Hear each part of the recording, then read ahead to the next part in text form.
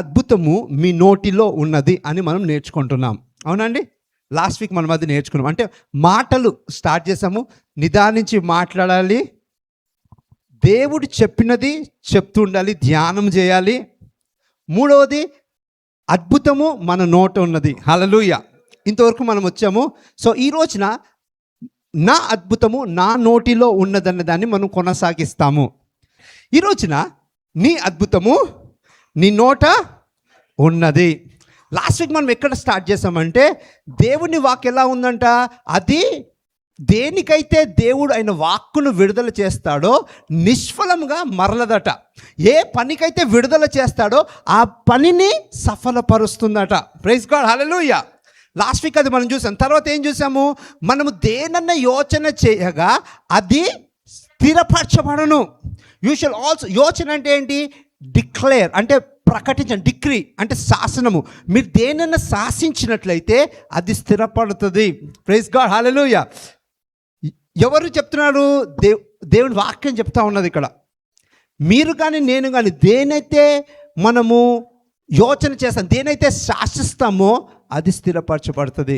So మీరు ఏది శాసిస్తారో, ఏది డిక్రీ చేస్తారో, ఏది డిక్లేర్ చేస్తారో అదే మీ జీవితంలో స్థిరపడుతుంది. ప్రైజ్ లార్డ్, హల్లెలూయా. అది మనం చూసాము. తర్వాత మనం ఏం చూసామంటే మనము మన నాలుక చిన్న అవయవమైన మన జీవితాన్ని నడిపించినదిగా ఉన్నదట. ఎలా? ఒక పెద్ద పడవకు చుక్కాని ఎలా ఉన్నదో అలా మన జీవితానికి ఏముంది, మన నాలుక ఉన్నది. అంటే చుక్కాని ద్వారా పడవ మార్గం ఎలా మారుతుందో, పడవ ఏ విధంగా అయితే గమ్యము ఎలా చేరుతా ఉన్నదో అదే విధంగా మీ నాలుక మీ జీవితాన్ని మీ గమ్యం వైపు చేరుస్తుంది అని దేవుని వాక్యం మనకు చెప్తున్నది. Praise Lord. ఇది కూడా మనం చూసాం. తర్వాత ఇది మనం గమనించాం. ఏంటిది? లూకా 21:15, ఇదిగో నేను మీకు నా వాక్కునిస్తున్నాను. ఇంగ్లీష్లో చూస్తే behold I will give you a mouth and wisdom. దేవుడు ఆయన శిష్యులతో ఆయనను వెంబడిస్తున్న వారితో ఏమన్నానంటే, నేను మీకు ఒక నోటిని ఇస్తాను, నోటిని అందులో ఒక వాక్కుని ఇస్తాను అన్నాడు. అంటే అక్కడ వచ్చి విన్న వాళ్ళకి నోరు లేదా? అవునా అండి? ఇంగ్లీష్లో క్లియర్గా ఉంటుంది, I will give you a mouth and wisdom which all your adversaries cannot resist or gainsay. అంటే మీకు ఒక నోరుని ఇస్తాను. అంటే ఏంటి? మీ నోటిలో నా వాక్కుని నేను ఇస్తాను. ఆ వాక్కు ద్వారా మీకు విరోధులు ఎవ్వరు కూడా మీ ఎదుట నిలవలేరు. ప్రైజ్ లార్డ్, హల్లెలూయా. అంటే ఏంటి? దేవుని వాక్కు, బలమైన వాక్కు ఎప్పుడైతే మన నోటిలో ఉంటుందో మనకు విరోధులు ఎవరు మన ఎదుట నిలవలేరు. హల్లెలూయా. దేవుని వాక్కు మన చేతిలో ఉంటే నిలుస్తారు, కానీ మన నోటిలో ఉంటే నిలవలేరు. అంటే నోట్లో అంటే మనం మాట్లాడగలిగితే అని అర్థం. ప్రైజ్ లార్డ్, హల్లెలూయా. తర్వాత మనం ఈ ప్రాముఖ్యమైన విషయంలో మనం చూసాం. ఎంతమంది గుర్తుందో తెలియదు కానీ, your mouth or words give the direction of your life or will bring a direction to your life. మీ నోటి మాటలు మీ జీవితానికి ఒక గురిని, డైరెక్షన్ని ఇస్తాయి. Praise lord, hallelujah. ఎంతమంది చిన్నప్పుడు ఎప్పుడన్నా వాటర్ కింద పడింది అనుకోండి, చిన్నప్పుడు కంపల్సరీ చేస్తారు, దాన్ని మెల్లమెల్లగా ఇట్లా చిన్న చిన్న లైన్ తీస్తూ డ్రాగ్ చేస్తూ ఎక్కడికో తీసుకెళ్ళడానికి ప్రయత్నం ఎవరైనా చేస్తారు అలాగా? అంటే ఏంటి? మనం మెల్లమెల్లగా ఇట్లా డ్రాగ్ చేస్తూ దాన్ని డైరెక్ట్ చేస్తాం కదా, అవునా కదా? మన జీవితానికి డైరెక్ట్ చేసేది ఏంటిదంటే మన మాట. Praise God, hallelujah, hallelujah, glory to God. So ఈ రోజున లాస్ట్ వీక్ మనం ముగించిన దగ్గర మనం ప్రారంభిద్దాం. యాయీరు అన్న వ్యక్తి తన కుమారుడు చావనై ఉన్నప్పుడు యేసు దగ్గరికి వచ్చి ఏం చెప్పాడు? బోధకుడా, నువ్వు వచ్చి నీ చెయ్యి నా కుమార్తె మీద ఉంచినట్లయితే తను బాగుపడుతుంది. అవునండి. అయితే కొద్దిసేపు అయినాక ఏం జరిగింది? తన కుమార్తె చనిపోయినది. తన పనివారు వచ్చి, బోధకుడిని ఇంక ఇబ్బంది పెట్టకండి, ఎందుకంటే మీ కుమార్తె చనిపోయినది, మనం వెళ్ళి ఫ్యూనరల్ చేసుకుందాం పదండి అని అన్నారు. అన్నప్పుడు ఏం జరిగింది? యేసయ్య ఏం చెప్తున్నారు? భయపడకు, నమ్మిక మాత్రము ఉంచుము. ఇది చెప్పిన తర్వాత యేసయ్య వెళ్ళి ఏం చేశాడు? ఎలా స్వస్థపరిచాడు? ఎప్పుడైతే యేసయ్య వెళ్ళి ఆ చిన్న కుమారి మీద చేతి మీద ఆయన చెయ్యి ఉంచి తలిత కుమ్మి, చిన్నదాన లెమ్ము అని చెప్పగా చనిపోయిన ఆ చిన్నది తిరిగి లేచినది. ప్రైజ్ ది లార్డ్, హల్లెలూయా. చూడండి, ఇప్పుడు యాయీరు తన అద్భుతాన్ని ఏ విధంగా సృష్టించుకున్నాడు? తన నోటి మాట ద్వారా వచ్చి ఏమన్నాడు? బోధకుడా నువ్వు వచ్చి నీ చెయ్యి ఉంచయ్యా, చాలు, నా కుమార్తె బాగవుతుంది. అవునా అండి? ఏమన్నా? బోధకుడా నువ్వు వచ్చి చెయ్యి ఉంచితే చాలు, నా కుమార్తె బాగవుతుంది. తను చావునై ఉన్నది, కానీ నువ్వు చెయ్యి ఉంచు. కానీ ఇప్పుడు ఏంది పరిస్థితి? ఇంకా భయంకరంగా మారిపోయినది. చావనై ఉన్న ఆ కుమారి చనిపోయినది. అయితే ఎప్పుడైతే యేసయ్య వచ్చి చెయ్యి ఉంచాడో, ప్రైజ్ ది లార్డ్, హల్లెలూయా, ఎప్పుడైతే చెయ్యి ఉంచాడో ఏం జరిగింది? చనిపోయిన కుమారి తిరిగి లేచి ఉన్నది. Praise the Lord. అంటే చూడండి, యాయీరు అద్భుతము ఎక్కడున్నది? దేవుడే చేశాడు, కానీ ఎక్కడ సృష్టింపబడ్డది అద్భుతము? ఆయన నోటి మాటలో. మీ అద్భుతం ఎక్కడున్నది ఈ రోజున? అద్భుతం చేసే దేవుడే, కానీ అద్భుతం ఎక్కడ క్రియేట్ అవుతుంది? ఎక్కడ మ్యానుఫ్యాక్చర్ అవుతుంది? ప్రైజ్ ది లార్డ్, హల్లెలూయా. మనం ఇంకా లాస్ట్ వీక్ మనం ఏం చూసామంటే శతాధిపతి గురించి మనం చూసాము. ఆయన ఏం చెప్పాడు? బోధకుడా వచ్చి నా దాసుడు మిగుల అనారోగ్యంతో ఉన్నాడు, హీఈస్ వెరీ సిక్, నువ్వు స్వస్థపరచాలి అంటే ఏమన్నాడు? ఓకే నేను వస్తాను నీతో అంటే ఏమన్నాడు? ప్లీజ్ మీరు రాకండి, నేను అధికారంలో ఉన్న వాడినే. ఒకరిని ఇక్కడ వెళ్ళమంటే వాడు వెళ్తాడు, ఒకరిని రమ్మంటే వస్తాడు. నీ అధికారం ఏంటో నాకు తెలుసు యేసయ్యా, నువ్వు మాట సెలవి చాలు, నా దాసుడు. వా, ఇంతవరకు యేసయ్య గుడ్డివారి మీద చేయి ఉంచాడు. ప్రైజ్ ది లార్డ్, అవునండి.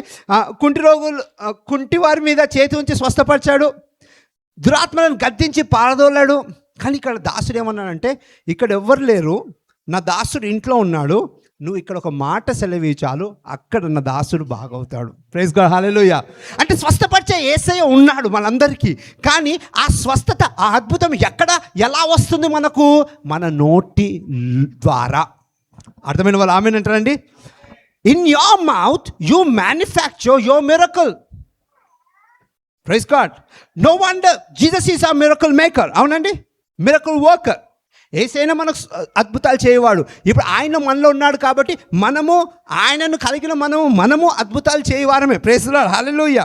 అయితే ఇక్కడ మనం తెలుసుకోవాల్సింది ఏంటిదంటే, మీకు కావాల్సిన అద్భుతము బయట ఎక్కడో లేదండి, మీ నోటిలో ఉన్నది.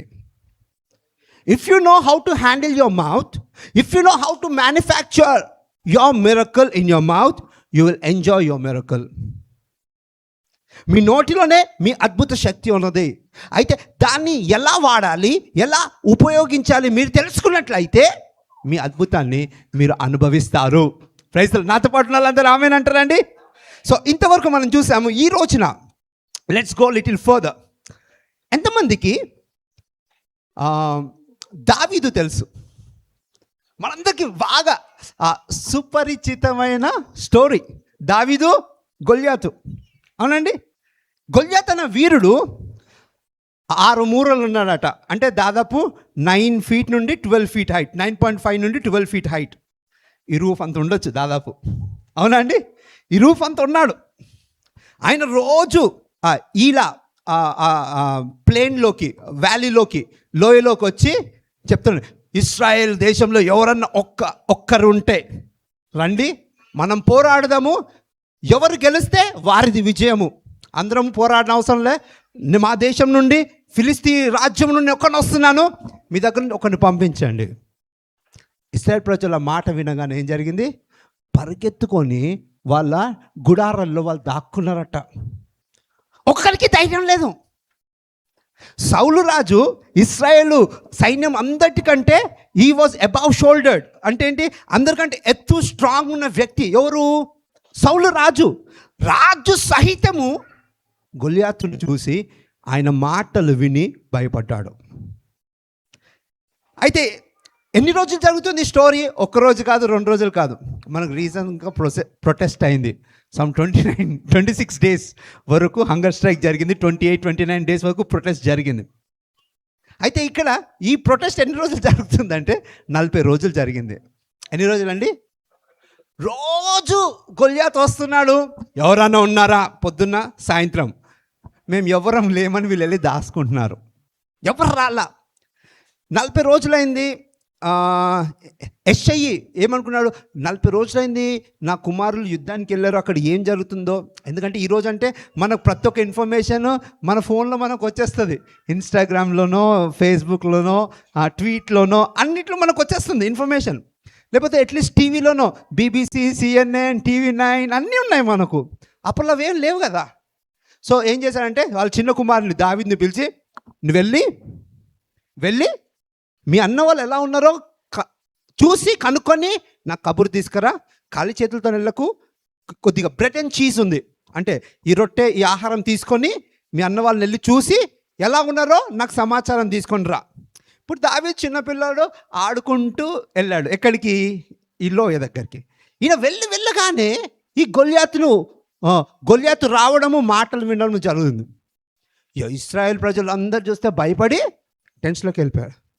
ఎప్పుడైతే దావీదు ఆ గొల్యాతు మాటలు విన్నాడో ఆయనలో ఆత్మీయమైన రోషము రగులుకుంది. ఎంతమంది తెలుసా అండి? వినగానే ఏమన్నా, who is this Philistine to challenge the armies of the living God? అంటే సైన్యముల అధిపతి అయిన దేవుణ్ణి ఎదిరించడానికి ఈ ఫిలిస్తీయుడు ఎవరు? ఈయనెవరు? చిన్న కుర్రాడు. అవునండి. సైన్యం అంతా పరిగెత్తిపోతే ఈయన చూడండి, you will be courageous, you will be strong when you have a relationship with God. Hallelujah. మీ ధైర్యము సమస్య ఎంత పెద్దగా ఉందో, మీ శత్రువు ఎంత పెద్దగా ఉందో దాన్ని బట్టి లేదండి. దేవునితో మీ సహవాసం, మీ సంబంధం ఎంత బలంగా ఉందో దాన్ని బట్టి ఉంటుంది. హల్లెలూయా. చూడండి, ఇప్పటి వరకు దావీదు కత్తి కూడా పట్టలా. He was never a man of war. అవునండి. ఆయన యోధుడా? ఎప్పుడన్నా ఇది ఏమంటాము, ఇంకా ఆర్మీ ట్రైనింగ్కి వెళ్ళాడా? రైఫిల్ ఎలా ట్రిగర్ చేయాలో నేర్చుకున్నాడా? ఏం రాదు. కానీ ఆయనకు ఒకటి తెలుసు, ఏంటిది? దేవునితో సహవాసం కలిగి ఉండడము. Praise the lord. హల్లెలూయా. నీ జీవితము అద్భుతాల మయముగా మారాలని మీరు ఆశపడితే మీరు ఏం కలిగి ఉండాలి? దేవునితో సహవాసం కలిగి ఉండాలి. వా నిన్న మార్నింగ్ డివోషన్లో మనం చూసాము 3 ఇంపార్టెంట్ థింగ్స్ ఇన్ ఆ జర్నీ. మన ప్రభు అయిన యేసుక్రీస్తు కృప, తండ్రి అయిన దేవుని ప్రేమ, పరిశుద్ధాత్మ సహవాస్. ఈ 3 మనకు ప్రాముఖ్యం. దేవునితో సహవాసంలో నువ్వు ఉన్నావంటే ధైర్యంగా నిలబడతావండి. Praise the lord. ఇప్పుడు ఒక్కసారి అక్కడికి వెళ్దాం. తర్వాత ఏం జరిగింది? 1 సమూయేలు 17వ అధ్యాయం తెరుద్దాము. తెరిచిన తర్వాత మనం ఈ స్టోరీలో ముందుకు వెళ్దాం. ఇది మనకందరికి తెలిసిన స్టోరీ కాబట్టి మనం డీటెయిల్గా చదవట్లేదు. ఒకవేళ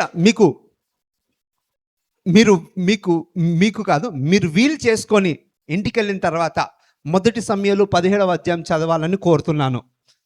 so that you learn even more. Amen. ఇప్పుడు చాలా జాగ్రత్తగా గమనిద్దాం.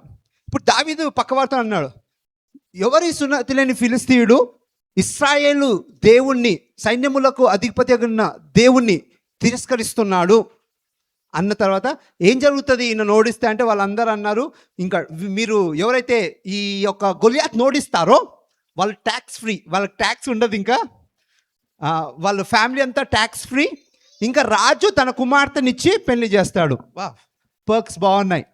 అవునండి. మంచి మంచి ఆఫర్, జాబ్ ఆఫర్. అవన్నీ పక్కనే పెట్టి నేను పోరాడుతానంటే ఈ కుర్రాన్ని పట్టుకొని ఎక్కడ తీసుకెళ్లారు? ఇప్పుడు సౌలు దగ్గరికి తీసుకెళ్లారు. అవునండి. ఎక్కడికి వెళ్ళాడు? సౌలు ఎవరో వస్తారని నువ్వు ఇట్లా పైన చూస్తూ ఉంటే పైన ఏం కనబడలా, కింద ఉన్నాడు చిన్నపిల్లాడు. సౌలుని చూసి, అయ్యో నువ్వు చాలా చిన్న పిల్లాడివి, you are just a youth, నువ్వు చిన్న పిల్లాడివి. కానీ ఆ గొలియాతు ఆయన యవన ప్రాయం నుంచే ఆయన పెద్ద యోధుడు. అయితే దావీదు అంటాడు, రాజా నేను చిన్నపిల్లాన్ని, పర్లేదు, ఓకే, కానీ నా తండ్రి గొర్రెలు నేను కాచుతున్నప్పుడు ఏం జరిగింది తెలుసా? ఒక్కసారి సింహం వచ్చింది. అయితే ఏ ఆయుధం లేకుండా సింహాన్ని నేను చంపాను. తర్వాత ఇంకొకసారి ఎలుగుబంటి వచ్చింది, దాన్ని కూడా ఏ ఆయుధం లేకుండా చంపాను. ఈ రెండింటిని చేయడానికి దేవుడు నాకు తోడై ఉన్నాడు. ఇప్పుడు కూడా ఈ గొలియాతును, హల్లెలూయా, ఈ గొలియాతును హతమార్చడానికి దేవుడే నాకు తోడై ఉన్నాడు. వా, ప్రైజ్ ది లార్డ్. ఎంతమందికి అర్థమవుతుందండి? Can you see the courage of David? He was not a warrior. He was not a warrior. ఆయన యోధుడు కాదు, ఆయన చిన్న పిల్లాడు. కానీ దేవునితో ఎంత గొప్ప సంబంధం అంటే యోధుని కూడా ఎదిరించే సంబంధం ఆయనకున్నది. Praise the lord. Hallelujah, hallelujah. అయితే ఇప్పుడు చూద్దాం. ఇంకా సౌలు ఏం చేస్తాడండి? తన ఆర్మర్ ఏమంటాము, తన కవచాలన్నీ ఇస్తాడు. తన ఆర్మర్ ఇస్తే దావీదు అది మోయలేకపోతాడు కనీసం. I think 38 verse 38. పిమ్మట సౌలు తన యుద్ధ వస్త్రములను దావీదునకు ధరింపజేసి రాగ శిరస్త్రాణమునొక్కటి అతని కట్టి యుద్ధ కవచము తొడిగించెను.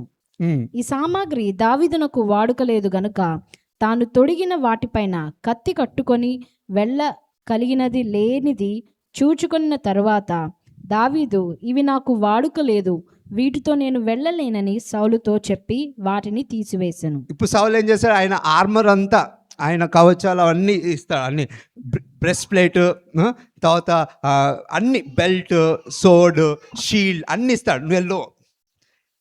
ఏమైంది? ఈయనకు సైజ్ లూజ్ అంటే ఈయన చిన్నపిల్లాడు, ఆ పెద్ద సైజ్ పడుతుందా అండి? అట్లా. అయితే రాజా, నాకు ఇది అలవాట్లేదు, నాకు ఇది పట్టట్లేదు, ఇది వదిలేసేయండి. ఇప్పుడు నైస్. ఇప్పుడు ఏం చేశాడు? నేను వెళ్తాను. ఏం తీసుకొని వెళ్ళాడు? తన కర్ర చేత పట్టుకొని ఏటి లోయలో నుండి 5 నున్నని రాళ్లను ఏరుకొని తన యొద్దనున్న చిక్కములో నుంచుకొని వడిసెల చేత పట్టుకొని ఆ ఫిలిష్తీయుని చేరువకు పోయెను. ఏం పట్టుకొని వెళ్ళాడండి? ఒక కర్ర. ఆయన గొర్రెల కాపరి కదా, ఏం పట్టుకున్నాడు? ఒక కర్ర. ఆ లోయలో వెళ్తూ వెళ్తూ 5 నున్నని రాళ్ళు ఎక్కడ తీసుకుని ఆయన పౌచ్లో పెట్టుకున్నాడు. సింపుల్ మన లాంగ్వేజ్లో, అవునండి. ఆయన చిన్న పౌచ్ బ్యాగ్ ఉంటే 5 రాళ్ళు పౌచ్లో పెట్టుకున్నాడు. ఆయన దగ్గర ఎప్పుడు ఒక ఒడిసెల ఉంటుంది, గొర్రెల కాపరి కాబట్టి ఒక ఒడిసెల, దాన్ని పట్టుకొని వెళ్ళాడు. ఇది వెళ్ళినప్పుడు ఎవరో వస్తున్నారు అని గొలియాతు చూశాడండి. ఎవరు వస్తున్నారు యుద్ధానికి? 40 రోజుల తర్వాత ఒక్కరు అడిగేస్తున్నారు లోయలోకి. ఎవరా చూద్దామని గొలియాతు చూశాడు. 42వ వచనము. చుట్టూ పారచూచి దావీదును కనుగొని అతడు బాలుడై ఎర్రటివాడును రూపసీయునై ఉండుట చూచి అతన్ని తృణీకరించెను. చూడండి, అంతా చూశాడు. ఎక్కడ కనబడలే. తర్వాత లాస్ట్ కింద చూశాడండి. చుట్టూ చూశాడు, కనబడ్డాడు ఎవరన్నా? కనబడలేదు. గొలియాతు కనబడలేదు. ఇంకా హైట్ ఉంటాడు కదండి, కనబడకపోతే ఏం చేశాడు? When the Philistine looked around and saw David, he disdained him, for he was but a youth and ready and of fair countenance. చుట్టూ పారచూచి దావీదును కనుగొని అతడు బాలుడై ఎర్రటి వాడును రూపసీయునై ఉండుట చూచి అతని తృణీకరించెను. ఏమన్నా? అయ్యో, ఈయన చిన్న పిల్లాడు, బాలుడు, రూపసీయుడు, స్మార్ట్ ఉన్నాడు, పర్లేదు, నాలాగా. ఓకే, నాలాగా స్మార్ట్ ఉన్నాడు, పర్లేదు. రూపసీయుడు అంటే స్మార్ట్గా ఉన్నాడు, కానీ బాలుడే, అయ్యో ఇదేంటి అని అనుకున్నాడు. 43వ వచనం చదువుదాం ఇప్పుడు. ఫిలిష్తీయుడు, కర్ర తీసుకొని నీవు నా మీదికి వచ్చుచున్నావే, నేను కుక్కనా అని దావీదుతో చెప్పి తన దేవతల పేరట దావీదును శపించెను. చూడండి, ఇప్పుడు ఫిలిష్తీయుడు ఏం చేస్తున్నాడు అంటే, నువ్వు కర్ర పట్టుకొని వచ్చావు, నేనేమో కుక్కనా? ఏమన్నానండి? నువ్వు కర్ర పట్టుకొని వచ్చావు, నేనేమన్నా కుక్కనా? చూడండి, మీరు దేవునిలో మీ స్టాండ్ తీసుకున్నప్పుడు మీ శత్రువు ఎవరో వారికి తెలిసిపోద్ది. యూదుల ప్రకారము, ధర్మశాస్త్ర ప్రకారము నిబంధనలు లేని వారందరూ కూడా కుక్కతో పోల్చేవారు. ఎవరికైనా తెలుసా అండి ఇది? నిబంధనలు లేని వారిని ఏమని పోల్చేవారు? కుక్కతో పోల్చేవారు.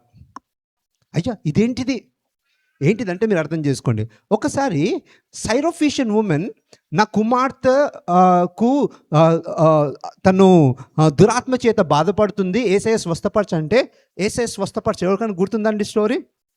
అప్పుడు ఆ సైరోఫిషియన్ ఉమెన్ అంటుంది, అయ్యో నాకు కొద్ది రొట్టె ముక్క ఇవ్వమంటే, కొద్ది స్వస్థపరచు అంటే ఏసయ్య అంటాడు, పిల్లల కోసం ఏర్పరిచిన రొట్టెను నేను కుక్కలకు ఇస్తానా అంటాడు. ఎంతమంది గుర్తుందండి? ఎంతమంది గుర్తుంది స్టోరీ?